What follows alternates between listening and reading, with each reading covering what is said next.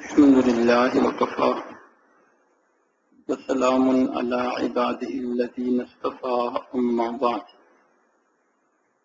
أعوذ بالله من الشيطان الرجيم بسم الله الرحمن الرحيم إنه لا يحب المستكبرين سبحان ربك رب العزة عما يصفون وسلام على المرسلين والحمد لله رب العالمين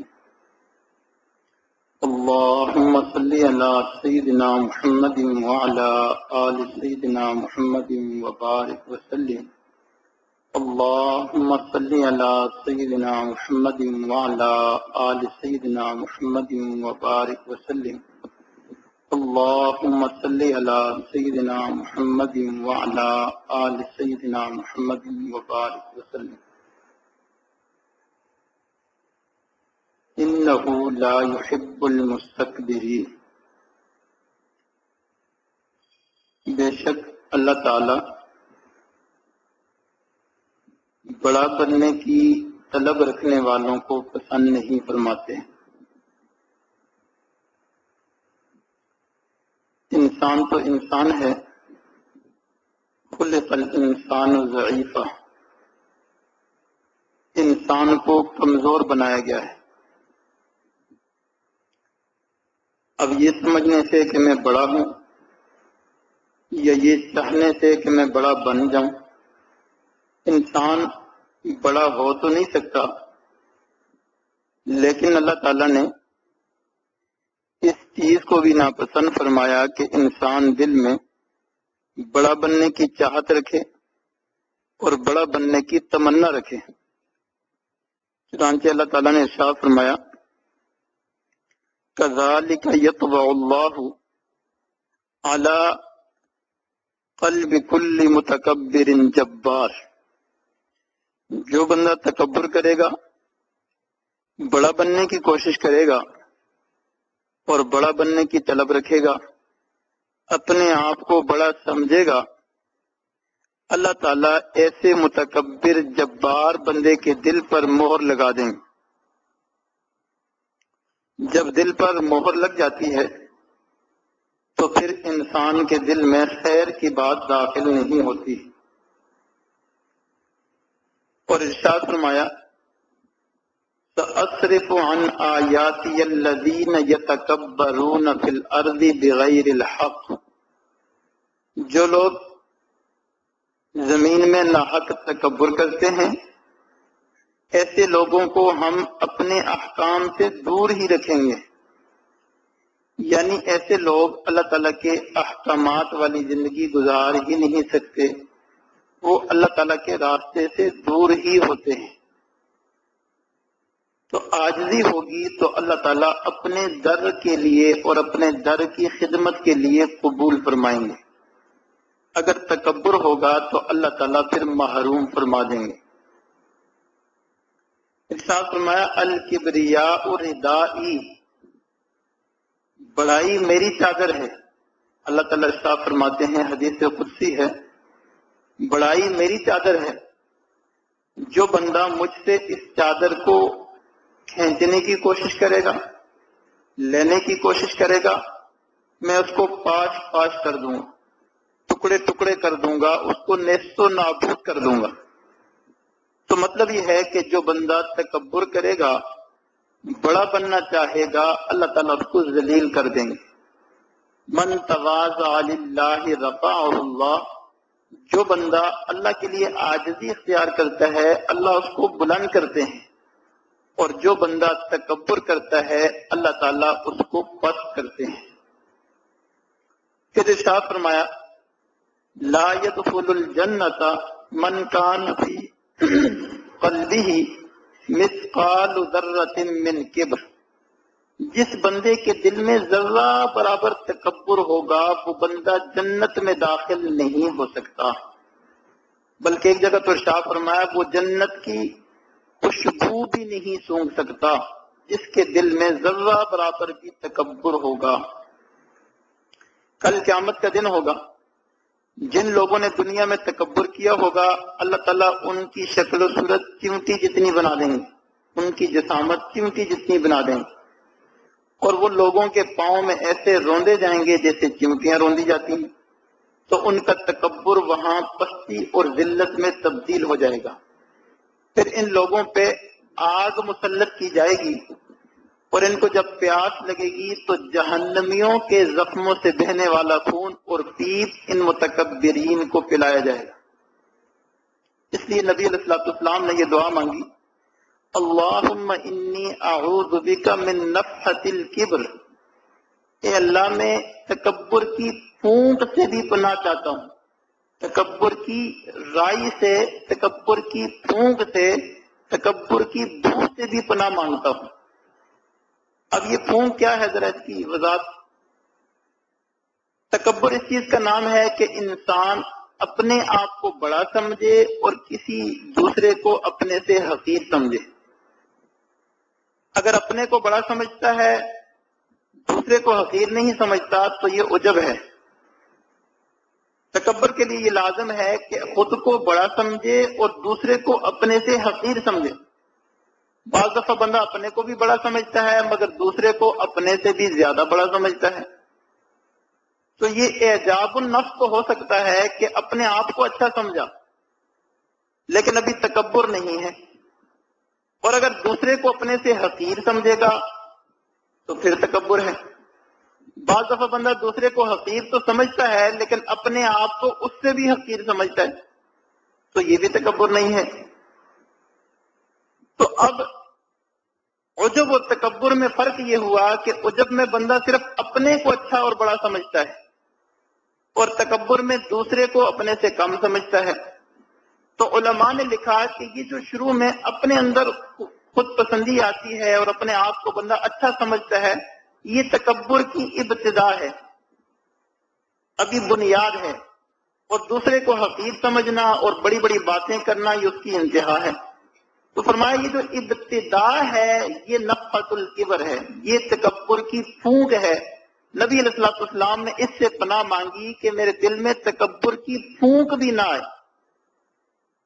تو کیسی عجیب دعا مانگی کہ تکبر کی بو بھی ہمیں نہ لگے، اس کی ہوا بھی ہمیں نہ لگے۔ اگر کسی بندے میں تکبر ہو تو تکبر کے ساتھ کوئی نیکی اس بندے کو فائدہ نہیں دیتی، کوئی نیکی فائدہ نہیں دیتی۔ تکبر سے انسان کی عقل کم ہو جاتی ہے اور عاجزی سے انسان کی عقل بڑھ جاتی ہے۔ تکبر کرنے والے بندے کو علم و معرفت سے محروم کر دیا جاتا ہے۔ معارف اور نکات کی وہ باتیں جو پہلے اس کے قلب اور دماغ پر وارد ہوتی تھی، تکبر کی وجہ سے وہ دروازہ بند ہو جاتا ہے، علم لدنی کا دروازہ بند ہو جاتا ہے، اور عاجزی کرنے سے اللہ تعالیٰ اس دروازے کو دوبارہ کھول لیتے ہیں۔ چنانچہ ایک بزرگ تھے، فرماتے ہیں کہ جب میں واش روم میں جاتا تو میرے قلب میں عجیب عجیب واردات ہوتی، ایسی ایسی باتیں اور نکات میرے دل میں کھلتے کہ میں حیران ہوتا۔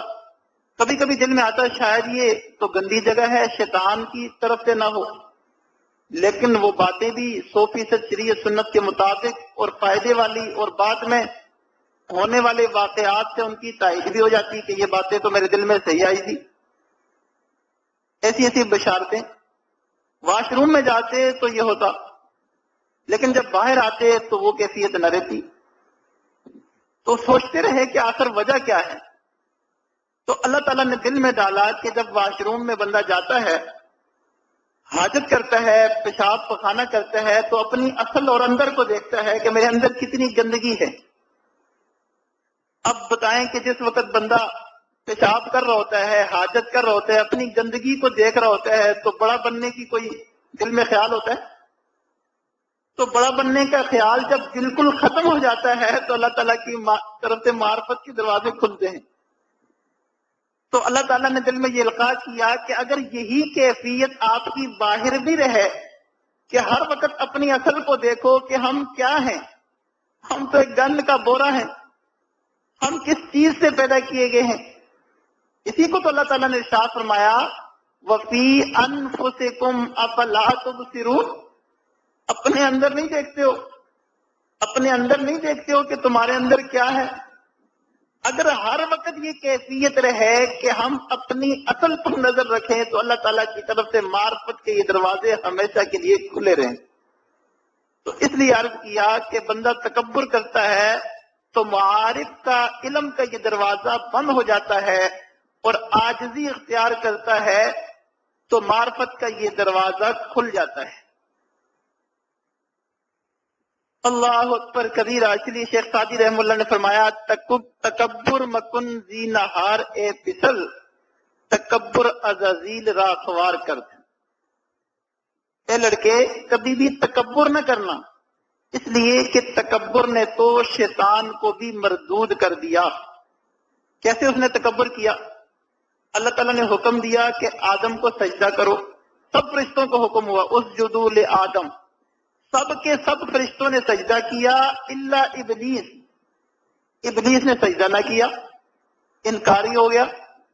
اللہ تعالیٰ نے پوچھا آپ نے کیوں سجدہ نہ کیا؟ کہنے لگا انا خیر من، میں اس سے بہتر ہوں۔ وہ کون ہوتا ہے میں اس کو سجدہ کروں؟ خلقتنی من نار وخلقتہ من طین، مجھے آپ نے آگ سے بنایا اور آگ کی شان بلندی ہے، اس کو آپ نے مٹی سے بنایا اور مٹی کی شان پستی ہے، تو میں اس سے بہتر ہوں، افضل ہوں، تو بہتر ہو کر میں اس کے سامنے کیوں جھکوں، اس کے سامنے کیوں چھوٹا بنوں؟ تو اس لیے شیطان نے جب تکبر کیا تو اللہ تعالیٰ نے ارشاد فرمایا فخرج منہا فانک رجیم، دفع ہو جاؤ، نکل جاؤ، تم مردود ہو۔ تو تکبر کی وجہ سے شیطان بھی مردود ہوا۔ جب بندے میں تکبر ہوتا ہے تو بندہ کئی حق باتوں کو بھی تسلیم نہیں کرتا، اندر کی میں اور انا کی وجہ سے سچی بات سامنے ہے لیکن اس کو بندہ تسلیم نہیں کرتا، قیل و قال اور حجتیں باندھتا ہے، دلیلیں دیتا ہے کہ نہیں میں صحیح ہوں۔ چنانچہ عبداللہ ابن مسعود رضی اللہ تعالیٰ عنہ فرماتے ہیں بندے کے گناہگار ہونے کے لیے اتنا کافی ہے کہ اگر اس کو کوئی بندہ نصیحت کرے، کام کی بات کہے کہ یہ آپ اس پہ عمل کریں اور اس برائی سے بچیں، تو وہ آگے سے یہ کہہ دے کہ پہلے اپنی اصلاح کر لو بعد میں میری کرنا۔ تو کئی لوگوں میں تکبر ہوتا ہے، میں ہوتی ہے، کہتے ہیں اپنے آپ کو سنبھالو، اپنی اصلاح کرو، میری اصلاح کی ضرورت نہیں ہے، تو تکبر کی وجہ سے ایسی باتیں کرتے ہیں۔ تو فرمایا کہ بندے کے گناہگار اور برا ہونے کے لیے یہی کافی ہے کہ وہ نصیحت کی بات کو تسلیم نہ کرے۔ نصیحت کی بات تو مومن بندے کا گمشدہ مال ہے، جہاں اس کو ملے اس کو چاہیے کہ اس کو حاصل کرے۔ نبی علیہ الصلوۃ والسلام نے ایک شخص کو کہا، بائیں ہاتھ سے کھانا کھا رہا تھا، ایک شخص سے فرمایا کہ بھائی دائیں ہاتھ سے کھانا کھاؤ، اس کے دل میں تھی کہ میری برائی اور غلطی پر مجھے ٹوکا گیا، تو آگے اس نے جو ہے دلیل بنائی اور عذر بنایا، کہنے لگا میں دائیں ہاتھ سے کھا نہیں سکتا، میں دائیں ہاتھ سے کھا نہیں سکتا۔ یہ نہیں کہا کہ مجھ سے غلطی ہو گئی اور میں جو ہے مجھے ادب کا نہیں پتا تھا، میں بائیں ہاتھ سے کھا رہا ہوں، کہنے لگا میں دائیں سے کھا نہیں سکتا۔ تو نبی علیہ الصلوۃ والسلام نے ارشاد فرمایا کہ ایسا ہی ہوگا، ایسا ہی ہوگا۔ چنانچہ بعد میں ایسا ہوا کہ پھر وہ دائیں ہاتھ اس کا ایسا شل ہو گیا کہ وہ دائیں ہاتھ سے کوئی کام ہی نہیں کر سکتا تھا اور کچھ کھا ہی نہیں سکتا تھا۔ تو خانقاہوں کا بنیادی مقصد یہی ہے کہ بندے کی میں کو مٹایا جائے، بندے کی انا کو مٹایا جائے، اس کے تکبر کو ختم کیا جائے۔ چنانچہ حضرت اقتص تھانوی رحم اللہ سے کسی نے پوچھا کہ تصوف و سلوک کیا ہے؟ فرمایا اپنے آپ کو مٹانے کا نام تصوف و سلوک ہے۔ اللہ اکبر کبیرہ۔ مٹا دو اپنی ہستی کو اگر کچھ مرتبہ چاہیے کہ دانہ خاک میں مل کر گلے گلزار بنتا ہے، ہنا رنگ لاتی ہے پتھر سے پس جانے کے بعد۔ جب انسان ان خانقاہوں میں آ کر مٹتا ہے، پستا ہے، تو پھر اس کے بعد انسان پر رنگ چڑھتا ہے، اور پھر وہ رنگ ایسا ہوتا ہے کہ اس رنگ کو ساری دنیا دیکھتی ہے، وہ خوشبو ایسی ہوتی ہے کہ وہ خوشبو ساری دنیا میں پھیلتی ہے۔ تو مٹے بغیر کچھ بھی ملتا نہیں ہے، پہلے مٹنا پڑتا ہے، پھر اللہ تعالیٰ بلندیاں اور عزتیں عطا کرتے ہیں۔ اس لیے خانقاہوں میں مختلف ایسے کام کروائے جاتے ہیں جن کے ذریعے سے بندے کی میں ختم ہو، بندے کی اندر کی انا ختم ہو، تکبر ختم ہو۔ مثال کے طور پہ جوتے اٹھوانا، واش روم صاف کروانا، نالیاں صاف کروانا، ایسے ایسے کام کروائے جاتے ہیں جن کے ذریعے سے بندے کی اندر کی میں مر جاتی ہے۔ چنانچہ حضرت مولانا شیخ الاسلام طیب قاسمی صاحب رحمہ اللہ دارالعلوم دیوبند کے محتمم بن گئے۔ محتمم بننے کے بعد انہوں نے سوچا کہ ذمہ داری تو بہت بڑی آ گئی، اب اس ذمہ داری کو نبھانے کے لیے اپنے آپ کو بھی کچھ بننا چاہیے۔ چنانچہ یہ بات سوچ کر حضرت اقتص تھانوی رحم اللہ کے پاس آ گئے کہ میں خانقاہ میں رہ کر کچھ سیکھنا چاہتا ہوں تاکہ ان ذمہ داریوں کو نبھا سکوں۔ تو حضرت نے ان کے ذمہ لگایا، آپ دارالعلوم دیوبند کے محتمم ہیں، حضرت نے ان کے ذمہ لگایا کہ خانقاہ میں آنے والے نمازیوں، سالکین اور طلباء کے جوتے ٹھیک کرنے آپ جوتے اٹھا کر آپ نے سیدھے کرنے۔ شروع میں جب دیکھا تو حضرت جوتے تو ٹھیک کرتے مگر نئے نئے، اور امیر لوگوں کے جوتے ٹھیک کرتے، ٹوٹے پھوٹے پرانے اور غرباء کے فقراء کے جوتوں کو ہاتھ ہی نہ لگاتے۔ حضرت کو پتہ چلا تو حضرت نے فرمایا پہلے ان کو ٹھیک کیا کرو، چنانچہ بعد میں پھر ان کو بھی ٹھیک کرتے رہے۔ تو ایسے کام کروائے جاتے ہیں جس سے بندے کی میں اور اندر کی انا مٹ جاتی ہے۔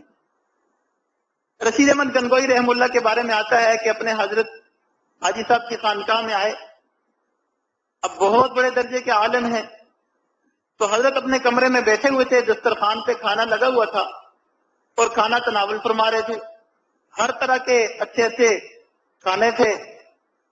لیکن جب مولانا رشید احمد گنگوئی رحم اللہ دروازے میں آئے تو حضرت نے فرمایا وہیں بیٹھ جاؤ، وہیں جوتوں پہ بٹھوا دیا۔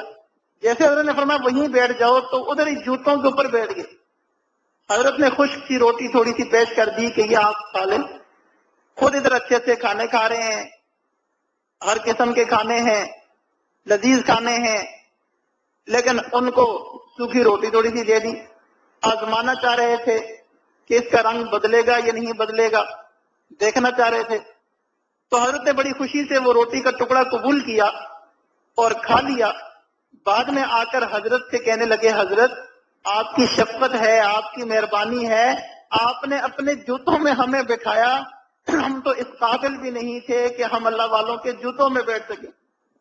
یہ آپ کی مہربانی ہے، آپ کی شفقت ہے، آپ نے اپنے قدموں میں اور جوتوں میں ہم جیسے نکموں کو بھی جگہ دی۔ تو حضرت سمجھ گئے کہ الحمدللہ دل کی دنیا بدلی ہوئی ہے۔ تو خانقاہوں میں بندوں کو مٹایا بھی جاتا ہے اور آزمایا بھی جاتا ہے۔ ابھی ہم آزمائے جا رہے ہیں، تیرے قابل بنائے جا رہے ہیں۔ تو کئی موقعوں پہ بندے کو پتہ بھی نہیں ہوتا اس کے امتحان ہو رہا ہوتا ہے، اس کی آزمائش ہو رہی ہوتی ہے، یہ کہاں تک بنا ہے اور کہاں تک اس کے دل کی دنیا بدل چکی ہے۔ اس لیے انسان اپنے قلب کی طرف متوجہ رہے اور اپنے آپ کو بنانے کی فکر کرے تاکہ اللہ والے جس معیار تک اس کو لے جانا چاہتے ہیں اور جہاں تک پہنچانا چاہتے ہیں وہاں تک وہ پہنچ جائے۔ اگر غفلت میں پڑا رہے گا، اپنے آپ کو بنانے کی کوشش نہیں کرے گا، اپنے اندر صفات پیدا کرنے کی کوشش نہیں کرے گا تو ویسے کا ویسا ہی رہے گا۔ جب اللہ والے امتحان لیں گے وہ فیل ہوگا، جب امتحان لیں گے وہ فیل ہوگا۔ تو ایسے بندے پہ تو پھر اعتماد ہی نہیں آتا کہ یہ تو من کی محنت کر ہی نہیں رہا۔ اچھا، تکبر کیوں پیدا ہوتا ہے؟ صفات اور کمالات کی وجہ سے تکبر پیدا ہوتا ہے۔ ایک بندے کی تعلیم ہے، اللہ تعالیٰ نے اس کو علم دیا ہے، تو تعلیم کی وجہ سے، علم کی وجہ سے بھی دل میں آ جاتی ہے، میں اتنا پڑھا ہوا ہوں، میرے پاس اتنا علم ہے۔ اگر آپ کے پاس علم ہے تو بندہ اس بات کو سوچے کہ کل قیامت کے دن ان پڑھ لوگوں کی اتنی پکڑ نہیں ہوگی جتنی علماء اور جاننے والوں کی ہوگی، پڑھے لکھے لوگوں کی جتنی پکڑ ہوگی۔ اللہ تعالیٰ ارشاد فرمائیں گے، حدیث شریف میں آتا ہے، سب سے پہلے عالم کو اٹھایا جائے گا، اس سے پوچھا جائے گا کہ آپ نے علم کیوں حاصل کیا تھا؟ وہ کہے گا میں اللہ کی رضا کے لیے۔ تو اللہ تعالیٰ ارشاد فرمائیں گے نہیں، اس لیے حاصل کیا تھا کہ لوگ تجھے عالم کہیں، لوگ تجھے پڑھا لکھا کہیں، لیکن تو نے تو اپنے علم کے مطابق کوئی عمل ہی نہیں کیا۔ اور تو نے تو تکبر کیا، تو ایسے علماء کا بہت ہی برا انجام ہوگا۔ تو بندے کو ڈرنا چاہیے کہ جو ان پڑھ لوگ ہیں وہ ہم سے زیادہ اچھے ہیں، ان کی پکڑ کم ہونی ہے، اور جو پڑھے لکھے ہیں، علماء ہیں، علم حاصل کرنے والے ہیں، ان کی پکڑ بھی زیادہ سخت ہونی ہے۔ عام بندہ غلطی کرے تو اتنی خطرناک نہیں ہے، لیکن پڑھا لکھا بندہ غلطی کرے تو بہت خطرناک ہے، سزا بھی سخت ہے۔ بعض دفعہ بندے کو مال مل جائے، اس کے پاس مال ہو تو اس پہ تکبر پیدا ہو جاتا ہے کہ میں تو بڑا مالدار ہوں، تجھ جیسے تو میرے نوکر ہیں، تجھ جیسے تو میرے کمی ہیں۔ تو بندہ غریب بندے کو حقارت کی نظر سے دیکھتا ہے۔ ہاں، کوئی اگر گاڑی میں سفر کرنے والا ہے تو موٹر سائیکل والے کو گری ہوئی نظروں سے دیکھے گا، موٹر سائیکل والا ہے تو وہ سائیکل والے بیچارے کو گری ہوئی نظروں سے دیکھے گا، سائیکل والا ہے تو وہ پیدل کو بری نظروں سے دیکھے گا، حالانکہ پیدل بھی سوار ہوتا ہے۔ نبی علیہ الصلوۃ والسلام نے ارشاد فرمایا، جس کے پاس جوتا ہے وہ یہ سمجھے کہ میرے پاس بھی سواری ہے، جوتا بھی ایک سواری ہے۔ تو دوسروں کو مالداری کی وجہ سے حقیر سمجھنا اور اپنے آپ کو ان سے اچھا سمجھنا، بندہ اس بات کو سوچے کہ قرآن مجید میں اللہ تعالیٰ نے ان لوگوں کی مثالیں دی ہیں کہ جن کو اپنے مال کے اوپر ناز تھا اور مان تھا، اور ان کا یہ گمان تھا کہ کبھی بھی یہ مال ختم نہ ہوگا، فصلیں تھی، کھیت تھے، باغات تھے، لیکن ایک رات میں آندھی آئی تو وہ سب کا سب تباہ و برباد ہو گیا اور وہ بندہ غریب بن گیا۔ تو مال بھی اللہ تعالیٰ کی طرف سے ہے، اللہ تعالیٰ چاہیں تو یہ سارے مال کو ہلاک کر دیں، ختم کر دیں، اور ہم ہاتھ ملتے رہ جائیں۔ کبھی بندے کے اندر تکبر آ جاتا ہے خوبصورتی اور جمال کی وجہ سے، بندہ سمجھتا ہے میں بہت خوبصورت ہوں، دوسرے تو ایسے ہی بس گزارا ہے، فلاں کالا ہے، فلاں ایسا ہے۔ عورتوں میں یہ عادت ہوتی ہے، اپنے حسن پہ ناز ہوتا ہے، دوسری عورتوں کے پیچھے باتیں کرتی ہیں، اس کی ناک ایسی ہے، اس کی کان ایسا ہے، تو گویا وہ اندر اندر میں اپنے آپ کو حسینہ اور دوسروں کو جو ہے بری صورت والی سمجھ رہی ہوتی ہیں اور ان کو حقیر سمجھ رہی ہوتی ہیں۔ تو یہ حسن بھی آنی جانی چیز ہے، اللہ تعالیٰ کی طرف سے خدا داد ہے۔ جب اللہ تعالیٰ چاہیں گے اس حسن کو لے لیں گے۔ بندہ بیمار ہوتا ہے تو چہرے کی رونق اڑ جاتی ہے، جوان ہوتا ہے تو چہرے پہ رونق ہوتی ہے، بوڑھا ہو جاتا ہے تو رونق ختم ہو جاتی ہے۔ تو بندہ ان باتوں کو سوچے کہ اگر اللہ تعالیٰ چاہیں گے تو یہ جمال بھی ختم ہو جائے گا۔ چنانچہ عائشہ صدیقہ رضی اللہ تعالیٰ عنہ کے بارے میں آتا ہے کہ ایک عورت آئی نبی علیہ الصلوۃ والسلام کی خدمت میں، وہ چھوٹے قد کی تھی۔ تو عورتوں کی عادت، حالانکہ نبی علیہ الصلوۃ والسلام کی بیوی ہیں، ام المومنین ہیں، لیکن عورت کی فطرت ہے۔ جب وہ جانے لگی تو اما عائشہ صدیقہ رضی اللہ تعالیٰ عنہ نے ہاتھ سے اشارہ کر دیا، وہ جو عورت آئی تھی چھوٹے قد کی۔ تو نبی علیہ الصلوۃ والسلام نے ارشاد فرمایا، عائشہ تم نے ایسی بات کی ہے کہ اگر اس بات کو سمندر میں ڈالا جائے تو سارا سمندر کڑوا ہو جائے۔ یہ ہاتھ کا اشارہ بھی غیبت ہے اور صحیح نہیں ہے۔ تو نبی علیہ الصلوۃ والسلام اپنی بیویوں کی اصلاح فرمایا کرتے تھے، ان کو ٹوکا کرتے تھے کہ یہاں غیبت ہو رہی ہے، یہاں مسئلہ ٹھیک نہیں ہے، تو وہاں سے روک دیا کرتے تھے۔ بہرحال کبھی جو ہے بندے میں تکبر پیدا ہو جاتا ہے کمال کی وجہ سے کہ میرے اندر فلاں کمال ہے، میری آواز بڑی اچھی ہے، میرا لہجہ بڑا خوبصورت ہے، میری رائٹنگ بہت اچھی ہے، میری تقریر بڑی اچھی ہے، اور میرا فلاں فن ایسا ہے، یہ میرے اندر گر ہے، یہ میرے اندر ہنر ہے، میرے پاس ہنر ہے۔ ان چیزوں کمالات کی وجہ سے بندے کے اندر تکبر پیدا ہو جاتا ہے۔ تو یاد رکھیں، کمال ہمارا کوئی نہیں ہے، کمال تو کمال والے کا ہے جس نے ہمیں بنایا اور یہ سارے فنون ہمیں سکھائے، سارے علوم ہمیں سکھائے، ساری زبانیں ہمیں سکھائی، بولیاں سکھائی، کہ طرح طرح کے علوم ہمیں سکھائے۔ تو کمال والے کا ہے۔ بندہ اپنے آپ کو کچھ بھی نہ سمجھے، نہ ہم کچھ ہیں نہ ہمارا کچھ ہے، جو کچھ بھی ہے سب کچھ اللہ تعالیٰ کا ہے۔ کبھی بندے کو طاقت کے اوپر جو ہے بڑا مان ہوتا ہے اور تکبر پیدا ہو جاتا ہے کہ میں بڑا قوی ہوں، طاقتور ہوں، 3-4 کو تو میں بغل میں رکھ سکتا ہوں، تو بندہ اس کے اوپر مان کرتے ہوئے دل دل میں تکبر کرتا ہے اور دوسروں کو کمزور اور حقیر سمجھتا ہے. میں کراٹے مین ہوں، میں باڈی بلڈر ہوں، میں فلاں ہوں. تو اس وجہ سے تکبر پیدا ہو جاتا ہے. بندہ ذرا سوچے کہ جب بخار آتا ہے تو چھوٹے چھوٹے 2-4 جراثیم جسم میں بندے کے خون میں چلے جاتے ہیں، جس کی وجہ سے بندہ گر جاتا ہے. 2 جراثیم کا مقابلہ ہم نہیں کر سکتے، تو اللہ تعالیٰ کی پیدا کی ہوئی بڑی بڑی مخلوقات کا ہم کیسے مقابلہ کر سکتے ہیں؟ تو کیا ہماری طاقت ہے جو 2 جراثیموں کے سامنے بھی نہ چل سکی؟ طاقت تو طاقت والے کی ہوتی ہے کہ اس کی طاقت کے سامنے کسی کی طاقت کام نہیں کرتی.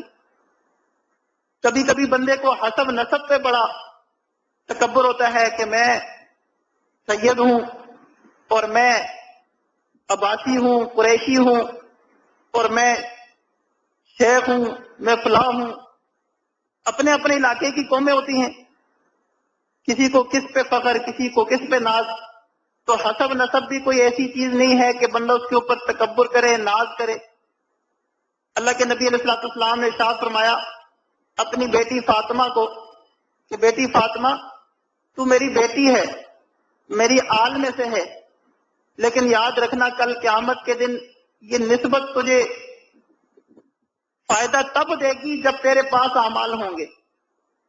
نسبت فائدہ تو دیتی ہے لیکن تب دے گی جب تیرا اپنا نامہ اعمال بھی ٹھیک ہوگا. اگر تیرے اعمال ٹھیک نہ ہوئے، تو نے آخرت کے لیے فکر کوشش نہ کی اور صرف یہ سوچ کر بیٹھ گئی کہ میں نبی علیہ السلام کی آل میں سے ہوں، نبی علیہ السلام کی بیٹی ہوں اور میری اتنی بڑی نسبت ہے، تو اس وجہ سے میرا بیڑا پار ہو جائے گا. تو یہ چیز آپ اس پہ بھروسہ کر کے نہ بیٹھنا، کیونکہ اللہ تعالیٰ کو اصول یہ ہے کہ دنیا آخرت کی کھیتی ہے. یہاں جو بندہ جو کچھ بوئے گا وہی چیز آخرت میں کاٹے گا، وہی چیز آخرت میں کاٹے گا. تو اس لیے دنیا کے اندر ہم حسب نسب پہ فخر نہ کریں، بلکہ ہم جو ہے آخرت کے لیے اعمال کریں، کوشش کریں اور اپنے آپ کو بنانے کی کوشش کریں. کبھی کبھی بندے کے اندر یہ ساری چیزیں تو نہیں ہوتی، لیکن بندہ نیک ہوتا ہے، اعمال والی زندگی ہوتی ہے، تقویٰ کا حالت ہوتا ہے، تو اس پہ تکبر ہو جاتا ہے. جیسے اعمال میرے ہیں ایسے اعمال کسی کے بھی نہیں ہیں، میں اتنے اعمال کرتا ہوں، میری اتنی محنت ہے، اتنا ذکر ہے، اتنے نوافل ہیں، اتنے روزے ہیں. تو اس وجہ سے بھی بندے میں تکبر پیدا ہو جاتا ہے. تو بندہ دل دل میں یہ سوچے کہ بلم بعور بھی تو تھا جس نے 400 سال اللہ کی عبادت کی، لیکن اللہ تعالیٰ رد کرنے پہ آئے تو اس کو ٹھکرا دیا، کچھ بھی قبول نہ کیا. شیطان بھی تو تھا جس نے زمین کے ٹکڑے ٹکڑے پر اور چپے چپے پر سجدے کیے تھے، لیکن اللہ تعالیٰ نے پھر بھی اس کو مردود کر دیا. تو ہم کون ہوتے ہیں تھوڑی سی عبادت کر کے اس پہ مان کریں اور ناز کریں کہ ہمارا زیادہ اعمال ہو گئے؟ بات تو قبولیت کی ہے. دوسرے بندے کا اللہ تعالیٰ نے اگر ایک سجدہ قبول کر لیا اور میری ساری زندگی کا کچھ بھی قبول نہ کیا تو ظاہر سی بات ہے وہ افضل ہے اور میں اس سے کم درجے کا ہوں. تو اس لیے یہ تکبر، اپنے آپ کو اچھا سمجھنا اور دوسروں کو حقیر سمجھنا، اس کے بارے میں ارشاد فرمایا انہ لا یحب المستکبرین. اللہ تعالیٰ بڑا بننے کی طلب رکھنے والوں کو پسند نہیں فرماتے، تکبر کرنے والوں کو پسند نہیں فرماتے. تکبر کے بارے میں حضرت شیخ الحدیث زکریا رحمہ اللہ نے لکھا ہے کہ یہ ام الامراض ہے. روحانی کئی بیماریاں ہیں، حسد بھی ہے، بغض بھی ہے، کینہ بھی ہے، شہوت بھی ہے. فرمایا یہ جو تکبر ہے ان تمام بیماریوں کی ماں ہے. تکبر ہوتا ہے تو حسد بھی ہوتا ہے، بغض بھی ہوتا ہے، کینہ بھی ہوتا ہے. تکبر ہوتا ہے تو لڑائی جھگڑے بھی ہوتے ہیں، نافرمانیاں بھی ہوتی ہیں. تو ہر بیماری کی جڑ اور ماں جو ہے وہ یہ تکبر ہے. اور ہمارے حضرت فرماتے ہیں کہ یہ ایٹمی گناہ ہے. ایٹم دیکھنے میں بہت چھوٹا مگر نقصان میں بہت بڑا. تو یہ گناہ بھی دیکھنے میں ایک دل میں خیال ہی ہے کہ میں بڑا ہوں دوسرا مجھ سے حقیر ہے، دیکھنے میں یہ بہت چھوٹا ہے اور بعض دفعہ محسوس بھی نہیں ہوتا کہ میں تکبر کر رہا ہوں. لیکن نقصان میں اتنا بڑا ہے کہ جس بندے میں تکبر ہوگا اس کی کوئی نیکی ہی قبول نہیں ہے، اس کی کوئی نیکی اس کو فائدہ نہیں دے گی. تو اس لیے ہمیں چاہیے ہم اپنے اس تکبر کا علاج کروائیں. خانقاہوں میں رہ کر اللہ والوں سے جڑ کر اپنے آپ کو مٹائیں اور مٹنا سیکھیں۔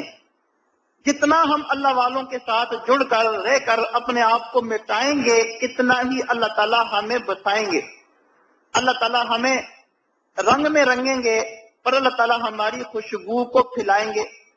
اب علاج کیسے ہو؟ پہلا علاج تو علمی ہے۔ قرآن مجید میں جا بجا ارشاد فرمایا بندے کو سوچنا چاہیے کہ ہمیں اللہ تعالیٰ نے کس چیز سے پیدا کیا۔ من ای شیء خلقہ من نطفۃ، اللہ تعالیٰ نے انسان کو ایک چھوٹے سے غلیظ قطرے سے، ناپاک قطرے سے پیدا کیا۔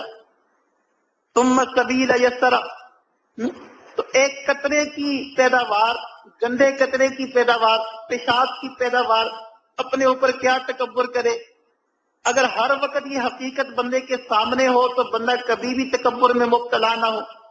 تو بندہ قرآن مجید میں جو آیات ہیں جن میں اللہ تعالیٰ نے یہ یاد دلایا گیا ہے کہ آپ کی پیدائش کیسے ہوئی، فَخَلَقْنَا الْعَلَقَةَ مُضْغَةً فَخَلَقْنَا الْمُضْغَةَ عِظَامًا فَكَسَوْنَا الْعِظَامَ لَحْمًا ثُمَّ أَنشَأْنَاهُ خَلْقًا آخَرَ۔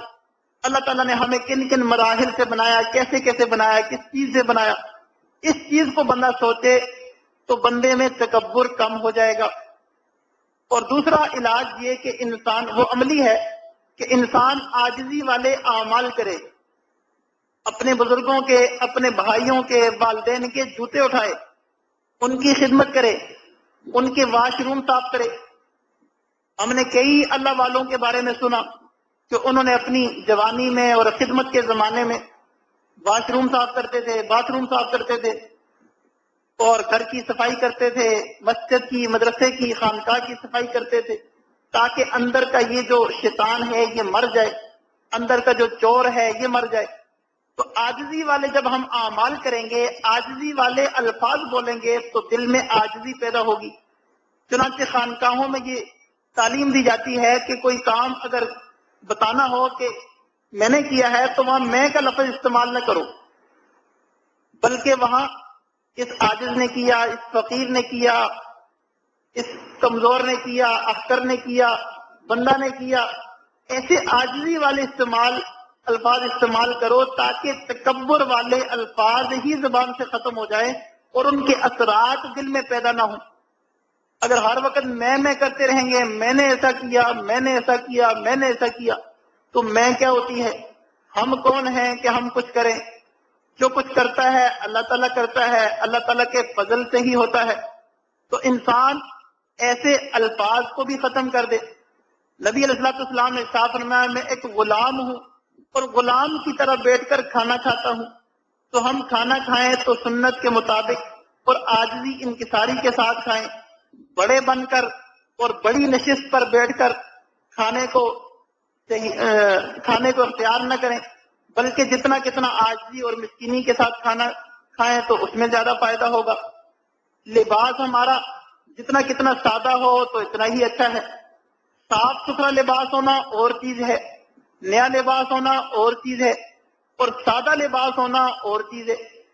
کئی لوگ جو ہے اپنے لباس کے اوپر طرح طرح کے تکلفات کرتے ہیں، اس سے میں زیادہ خوبصورت نظر آؤں گا، اور قیمتی سے قیمتی سوٹ اس لیے خریدتے ہیں کہ لوگوں میں بیٹھ کر فخر کروں گا کہ اس نے تو اتنے ہزار والا سوٹ پہنا ہوا ہے، اس نے تو فلاں سوٹ پہنا ہوا ہے جو فلاں صاحب پہنتے ہیں اور ٹی وی پہ آتے ہیں، انہوں نے تو وہ والا کرتا پہنا ہوا ہے، وہ والی کڑھائی کروائی ہوئی ہے۔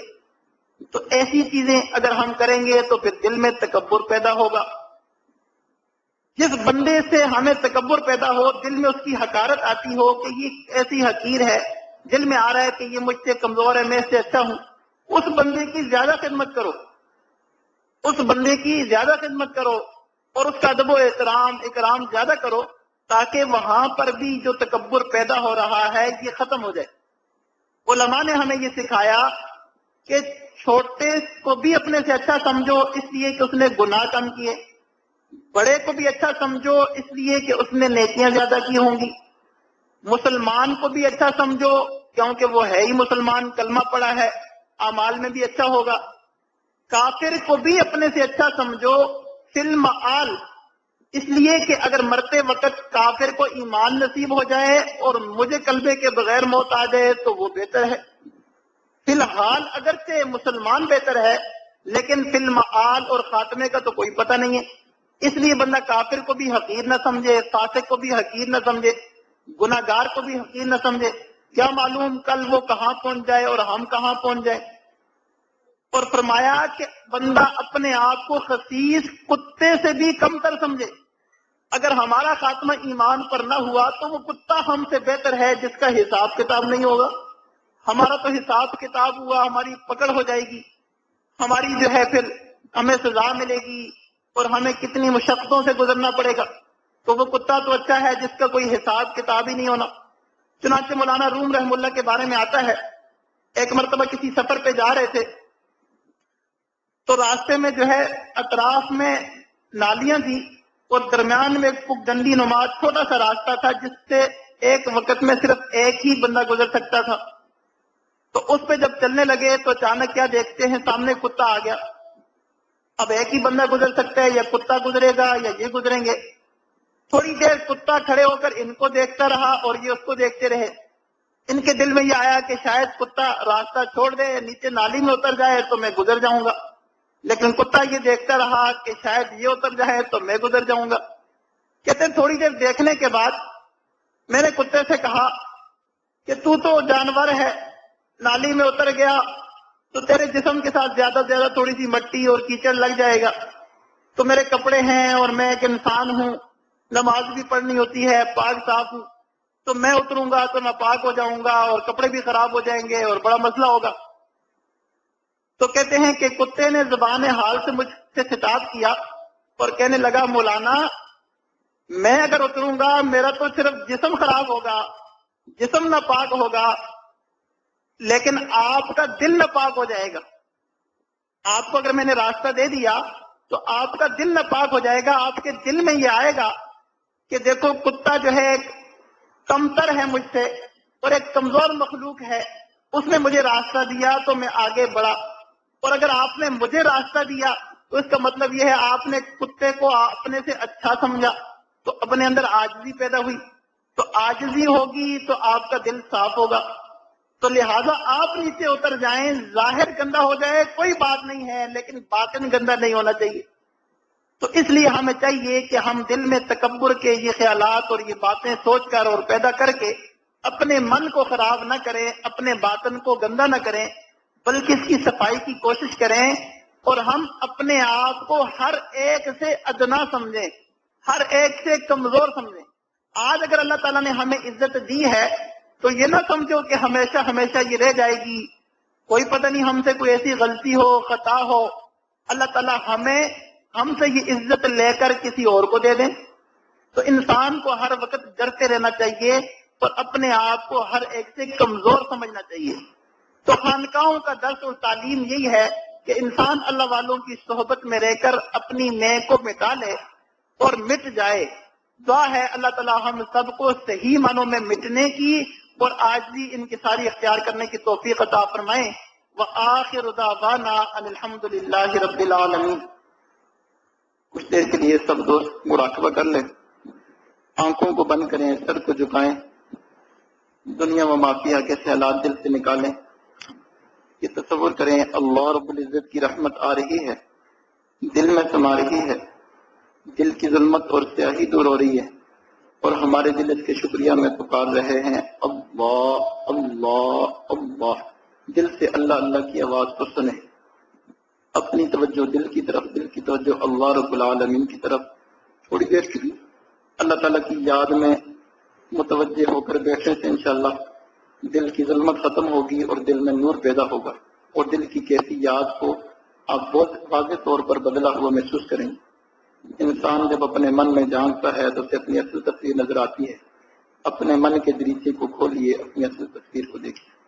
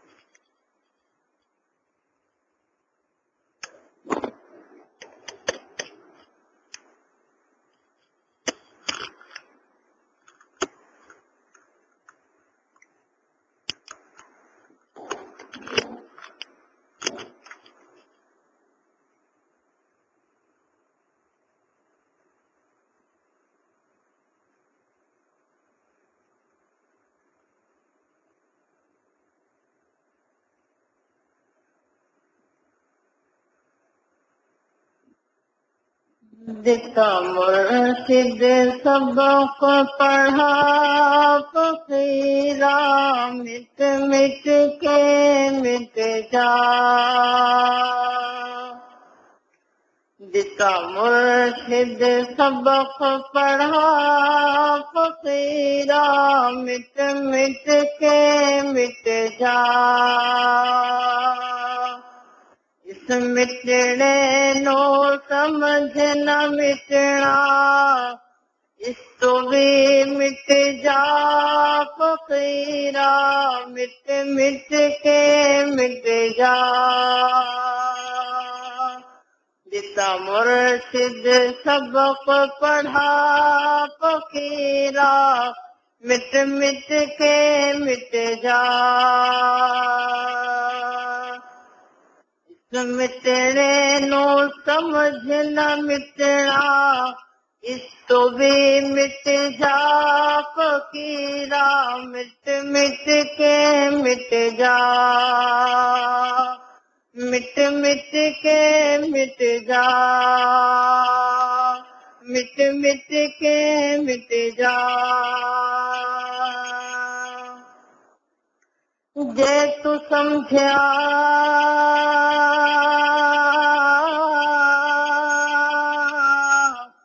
میں ہاں مٹیا تے اجے بھی تو نہیں مٹیا جے تو سمجھیا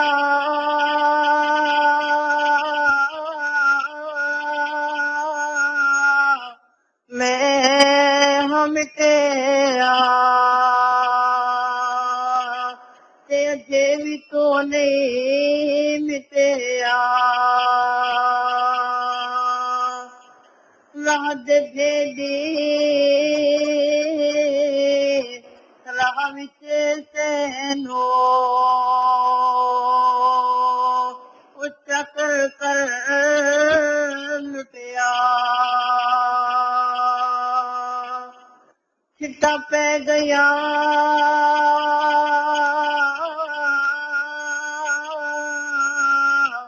دودھ وچ تیرے دودھ تیرا پھٹیا اجے بھی ویلائی در مرشد دے آ کے ٹھیک کرا فقیرا مٹ مٹ کے مٹ جا جتا مرشد سبق پڑھا فقیرا مٹ مٹ کے مٹ جا مٹ مٹ کے مٹ جا اس مٹنے نو سمجھ نہ مٹنا اس تو بھی مٹ جا فقیرا مٹ مٹ کے مٹ جا مٹ مٹ کے مٹ جا مٹ مٹ کے مٹ جا تو بن مسلے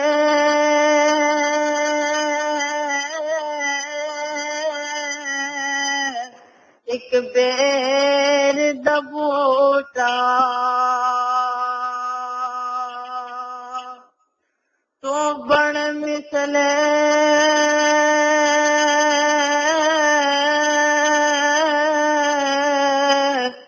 بیر دا بوٹا لوکی چڑھ چڑھ دے بڑ جھوٹا تو بڑ مسلے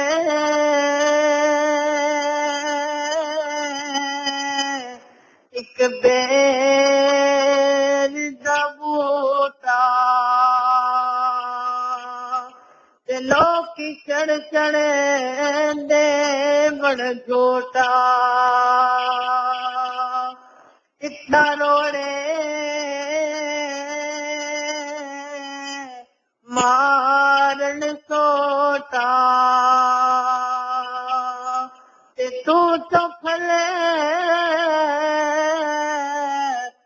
لٹتا فقیرا، مٹ مٹ کے مٹ جا، مٹ مٹ کے مٹ جا، جتا مرشد سبق پڑھا فقیرا، مٹ مٹ کے مٹ جا، مٹنے نو سمجھ نہ مٹنا، اس تو بھی مٹ جا فقیرا، مٹ مٹ کے مٹ جا، مٹ مٹ کے مٹ جا، رات دا جاگن اے نہ سمجھے کہ مل گئی ہے اولے آئی، رات نو کتے جاگ جاگ کے پہرا دین دے بھائی، رات دا جاگن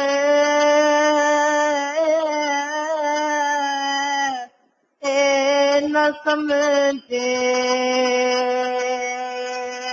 کہ مل گئی ہے اولے آئی، رات نو کتے جاگ جاگ کے پہرا دے بھائی، او ہک ٹکڑے بدلے جاگنے،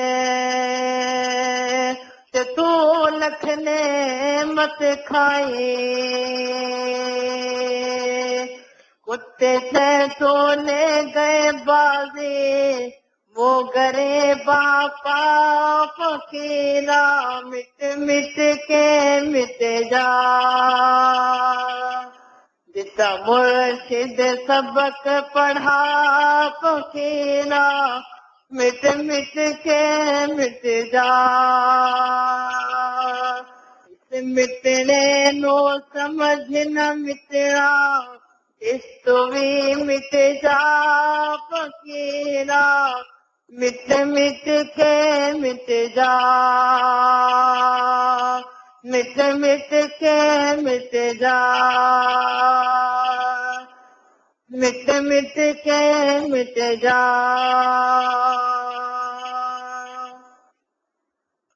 موت قبلہ موتو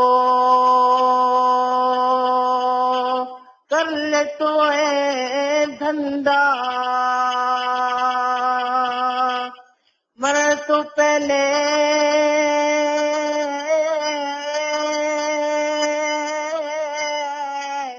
جو ہے مردا، ہو زندہ زندہ، بندگی نال ہے بندہ ہوندا، بن بندگی ہے گندا،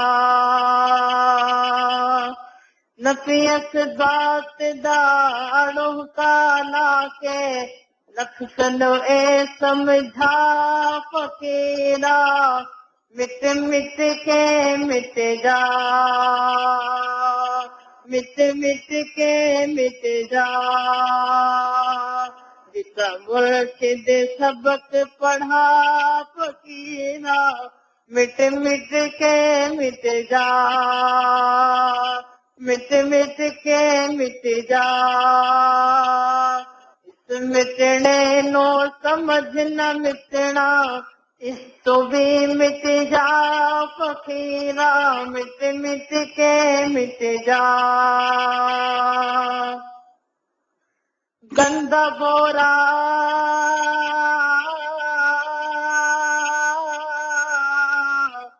کندے اتے، چنگے کپڑے پا کے آکڑتے مغروریاں دے وچ بیٹھو مجلس لا کے جے گرو گندے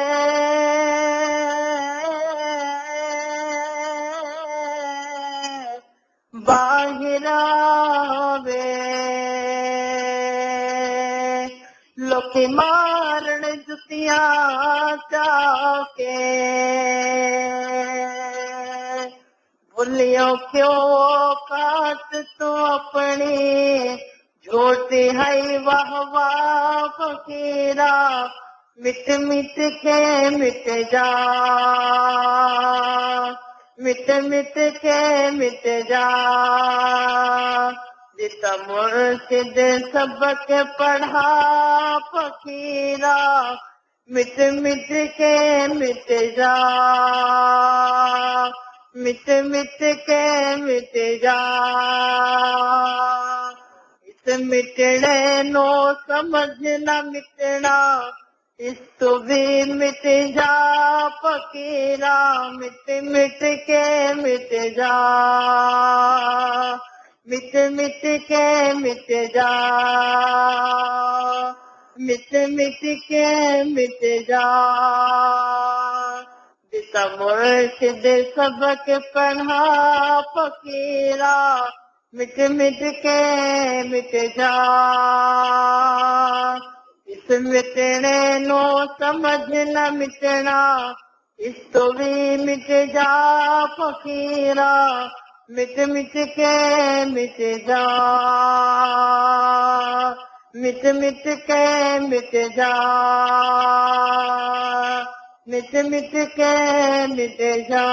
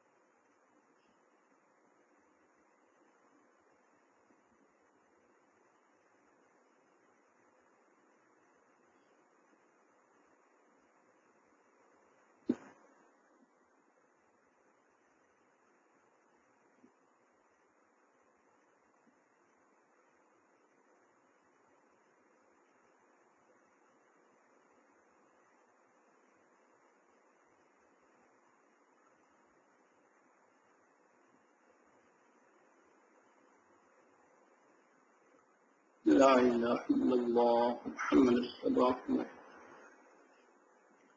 اللهم صل على سيدنا محمد وعلى آل سيدنا محمد وبارك وسلم. ربنا ظلمنا أنفسنا وإن لم تغفر لنا وترحمنا لنكونن من الخاسرين. ربنا لا تدع لنا ذنبا إلا غفرته ولا هما إلا فرجته ولا دينا إلا قضيته ولا حاجة من حوائج الدنيا والآخرة هي لك رضا إلا قضيتها يا أرحم الراحمين. رب کریم، تیرے عاجز مسکین بندے ہیں اللہ، اپنے فضل و کرم سے سابقہ تمام گناہوں کو معاف فرما، اللہ خطاؤں سے درگزر فرما، اللہ ظاہر باطن کی اصلاح فرما، اللہ ظاہر باطن کی اصلاح فرما، اللہ ظاہر باطن کی اصلاح فرما، اللہ ہمارے من کی گندگیوں کو دور فرما، اللہ روحانی گندگیوں کو دور فرما، روحانی بیماریوں کو اللہ شفا میں تبدیل فرما، اللہ روحانی بیماریوں سے نجات عطا فرما، اللہ ہمارے دل کو ذکر میں جاری فرما.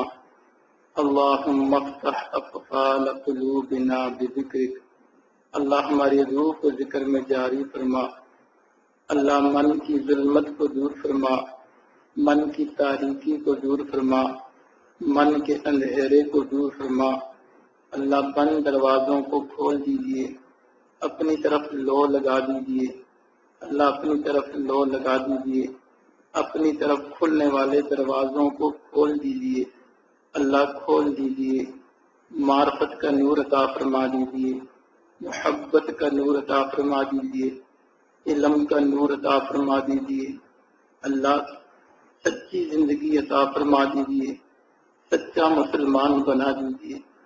اللہ اب تک ہم نے جتنا وقت گزارا، جتنی زندگی گزاری، اللہ سب جھوٹ ہی جھوٹ نظر آتا ہے. میرے مولا، ہمارے اعمال جھوٹے، ہماری دعائیں جھوٹی، ہمارے ذکر اذکار جھوٹے. میرے مولا، ہمارے نامہ اعمال میں کوئی ایک بھی ایسی نیکی نہیں ہے جو سچی اور قبولیت کے قابل نظر آ رہی ہو. اللہ، جھوٹی زندگی ہم کب تک گزارتے رہیں گے؟ اللہ کب تک ہم ایسی جھوٹی زندگی گزارتے رہیں گے؟ ہمیں سچا مسلمان بنا دیجیے، سچا مسلمان بنا دیجیے، اللہ اپنا سچا عاشق بنا دیجیے. اللہ، ریا کی عبادتیں ہیں، اللہ ریا کی عبادتیں ہیں، ریا کے اعمال ہیں، اور اللہ اپنی غرض کے اعمال ہیں. پریشانی آتی ہے، ذکر فکر زیادہ کرتے ہیں، اللہ آتے ہیں، تیری طرف متوجہ ہوتے ہیں، حالات اچھے آتے ہیں، تجھے بھول جاتے ہیں. اللہ، یہ تو کفار اور مشرکین اور منافقین کا بھی یہی حال تھا، پھر اللہ ہمارے اور ان کے درمیان کیا فرق رہ گیا؟ اللہ ہمیں سچا بنا دیجیے، سچا بنا دیجیے، سچا بنا دیجیے. اللہ ہمارا اندر ہمیں نظر آ رہا ہے یہ جھوٹا ہے، اس دل کو اللہ صاف کر دیجیے، اس کے اوپر چڑھے ہوئے غلاف کو اتار دیجیے. اللہ اس دل کو پاک صاف کر دیجیے، اللہ پاک صاف کر دیجیے، سچا مسلمان بنا دیجیے، پکا مسلمان بنا دیجیے. اللہ اپنی حضوری والی نمازیں عطا فرما دیجیے، حضوری والی نمازیں عطا فرما دیجیے، سرور والے سجدے عطا فرما دیجیے، رات کے آخری پیر کی عبادت عطا فرما دیجیے. اللہ مناجات کی لذت عطا فرما دیجیے، قرآن مجید پڑھنے کی لذت عطا فرما دیجیے. اللہ روح ہماری اتنی کمزور ہو گئی ہے، اتنی نحیف ہو چکی ہے کہ اب اسے روحانی غذاؤں کے ذائقوں کا بھی پتہ نہیں ہے کہ تلاوت کا کیا ذائقہ ہے، ذکر کا کیا ذائقہ ہے، نماز کا کیا ذائقہ ہے. اللہ یہ روح تو مر چکی ہے، اللہ اسے دوبارہ زندہ فرما دیجیے. ہم نے جسم پہ محنت کی، اللہ جسم ہمارا پربا ہو گیا، اللہ روح پہ محنت نہ کی، روح کمزور ہو گئی. اللہ جسم تو طاقتور ہے مگر روح کمزور ہے. اللہ ہمیں روحانی طاقت عطا فرما دیجیے، روحانی اللہ لذتیں عطا فرما دیجیے. روحانیات کی لذتیں اللہ عطا فرما دیجیے، اللہ ان عبادات کے ذائقے عطا فرما دیجیے۔ آج کا نوجوان اللہ بد نظری کی لذت سے واقف ہے، مگر اللہ نظروں کی حفاظت کی لذت سے ناواقف ہے۔ اللہ آج کا نوجوان گانا سننے کی لذت سے واقف ہے، مگر کانوں کی حفاظت کی لذت سے ناواقف ہے، قرآن سننے کی لذت سے ناواقف ہے۔ اللہ آج کا نوجوان دل میں بتوں کو بسا کر اس کے خیالات میں گمسم رہنے کی لذت سے واقف ہے، مگر تیری یاد میں ہر وقت ڈوبے رہنے کی لذت سے ناواقف ہے۔ اللہ ہمیں اپنی یاد کی لذت عطا فرما دیجیے، ذکر کی حلاوت عطا فرما دیجیے، اللہ ذکر کی حلاوت عطا فرما دیجیے۔ اللہ ہمیں اپنے من میں ڈوبنے کی توفیق عطا فرما دیجیے، اپنے من میں ڈوب کر باجا سراغ زندگی۔ اللہ ہمیں اپنے من میں ڈوبنے کی زندگی عطا فرما دیجیے، من کی اللہ زندگی عطا فرما دیجیے، من کی دولت عطا فرما دیجیے۔ اللہ اٹھے ہوئے ہاتھوں کو قبول فرما لیجیے، اللہ قبول فرما لیجیے۔ اللہ ہمیں دین میں قبولیت عامہ تامہ عطا فرما دیجیے۔ اللہ ہمیں اپنے در کی خدمت کے لیے قبول فرما لیجیے، اللہ اپنے در کی خدمت کے لیے قبول فرما لیجیے، اپنے دین کی خدمت کے لیے قبول فرما لیجیے، اللہ اپنے دین کی خدمت کے لیے قبول فرما لیجیے۔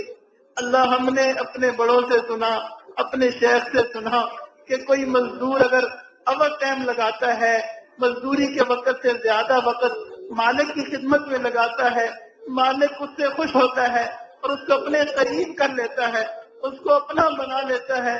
میرے مولا اس خانقاہ میں بیٹھے ہوئے یہ سالکین، طلباء، یہ علماء، اللہ انہوں نے زندگی تیرے نام پہ وقف کر دی ہے، مزدوری کا کوئی تصور نہیں ہے اللہ، نوکری کا کوئی ملازمت کا کوئی تصور نہیں ہے اللہ، 24 گھنٹے اور اللہ پورا سال 12 مہینے تیری دین کے کام کے لیے وقف ہیں۔ اللہ اب تو قبول فرما دیجیے، قبول فرما دیجیے۔ اللہ یہ ہر وقت مسجد مدرسے میں رہنے والے تیرے مقبول بندے، اللہ ان کو اپنا بنا لیجیے، کرم کی نظر فرما لیجیے، رحمت کی نظر فرما لیجیے، اللہ محبت کی نظر ڈال دیجیے، محبت کی نظر ڈال دیجیے۔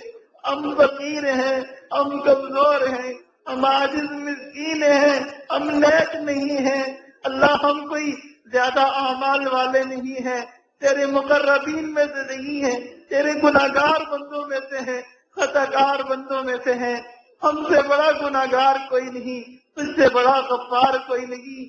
اللہ ہم مسکینوں پہ بھی رحم فرما دیجیے، مسکینوں کی دعاؤں کو بھی قبول فرما لیجیے، عاجزوں کی دعاؤں کو بھی قبول فرما لیجیے۔ اللہ آپ نیک لوگوں کی دعاؤں کو قبول کرتے ہیں، اللہ ان کی تو آپ نے قبول کرنی ہی ہے، اللہ ہم فقیروں کی قبول کریں گے تو تب آپ کی اللہ مہربانی کا اظہار ہوگا، آپ کی رحمت کا ظہور ہوگا، اللہ تب آپ کے غفار ہونے کا اللہ اظہار ہوگا۔ اللہ آپ مہربانی فرما لیجئے، مہربانی فرما لیجئے، سب کی دعاؤں کو قبول فرما لیجئے، سب کی دعاؤں کو قبول فرما لیجئے، اللہ سب کی دعاؤں کو قبول فرما لیجئے، حاجات کو منظور فرما لیجئے، علم کا نور عطا فرما دیجئے، تقوی کا نور عطا فرما دیجئے، معرفت کا نور عطا فرما دیجئے، محبت کا نور عطا فرما دیجئے۔ اللہ اٹھے ہوئے ہاتھوں کو قبول فرما لیجئے، اللہ جن دوستوں نے دعا کے لیے فرمایا ان کی جائز حاجات کو قبول و منظور فرما، جن بہنوں نے دعاؤں کے لیے فرمایا اللہ ان کی جائز حاجات کو قبول و منظور فرما۔ اللہ جو بہنیں پریشان ہیں بار بار دعا کے لیے اللہ انہوں نے درخواست کی، اللہ ان کی پریشانیوں کو دور فرما، ان کے مستقبل کو روشن فرما، ان کی بیماریوں کو دور فرما، دکھوں اور غموں سے نجات عطا فرما۔ اللہ اپنے حفظ و امان میں اللہ پناہ عطا فرما، رحمت کے سائے اللہ دراز فرما، اللہ رحمت کی ٹھنڈی چھاؤں عطا فرما، عزتوں اور برکتوں بری زندگیاں عطا فرما، عزتوں اور برکتوں بری زندگیاں عطا فرما۔ رب کریم ہماری دعاؤں کو قبول فرما، اللہ ہمیں مانگنا نہیں آتا، بن مانگے عطا فرما۔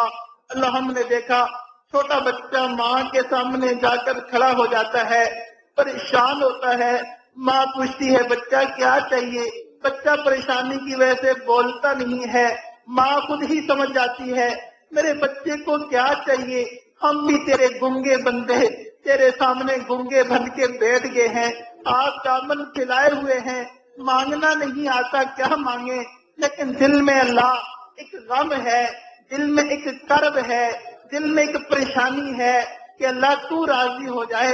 अल्लाह तू समझता है हम तुझसे क्या मांगना चाहते हैं, तू जानता है, तू हमारी जरूरियात को जानता है, हमारी आफियत को जानता है, हमारी हाजात को जानता है। अल्लाह तू हमें अल्लाह माओ की तरह, अल्लाह तू तो 70 माओ से ज्यादा प्यार करने वाला है। अल्लाह हमारी दुआओं को कबूल फरमा लीजिए, कबूल फरमा लीजिए, अल्लाह कबूल फरमा लीजिए, मसाइल को हल फरमा लीजिए, मुसीबतों परेशानियों को दूर फरमा दीजिए, दिल के गमों को दूर फरमा दीजिए, दिलों में सुकून अता फरमा दीजिए और अपनी रजा अता फरमा दीजिए, अपनी रजा वाली जिंदगी अता फरमा दीजिए।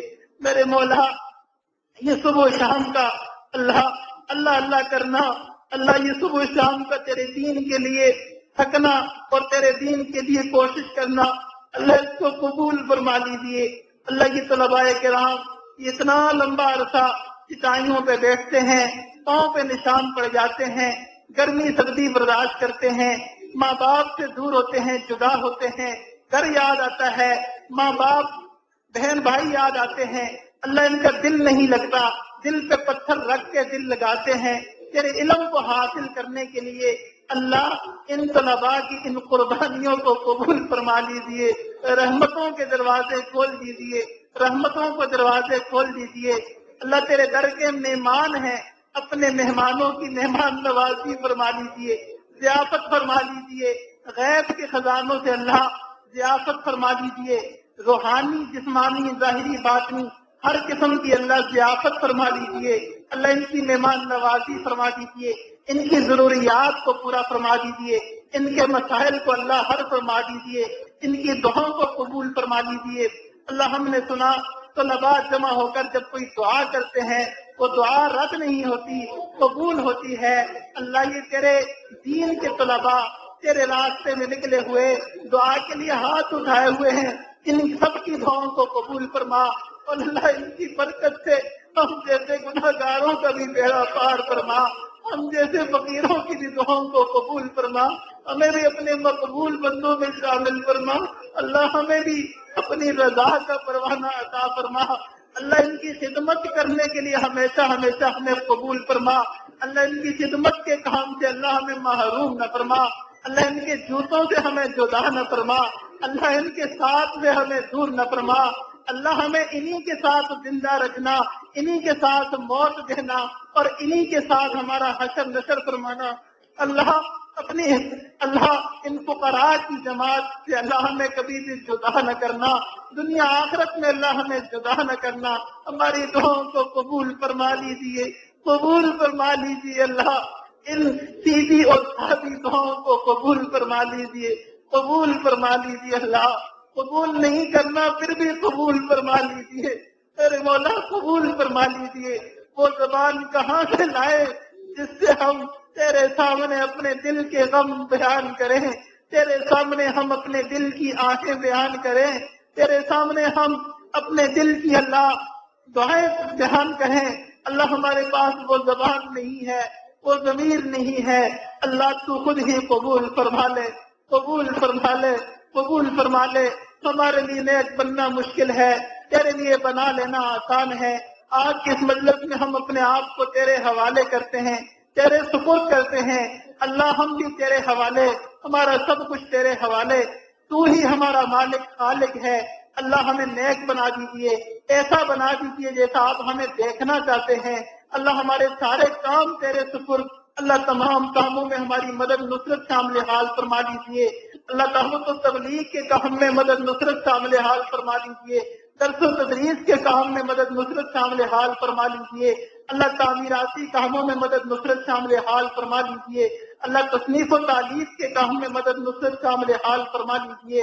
अल्लाह दीगर तमाम मंसूबे अल्लाह जो अभी देर तकमील है हमें पाया तकमील तक पहुंचा दीजिए। और अल्लाह जो जो काम हो रहे हैं तमाम कामों में मदद नुसरत शामिल हाल फरमा लीजिए। اٹھے ہوئے ہاتھوں کو قبول فرما لیجیے۔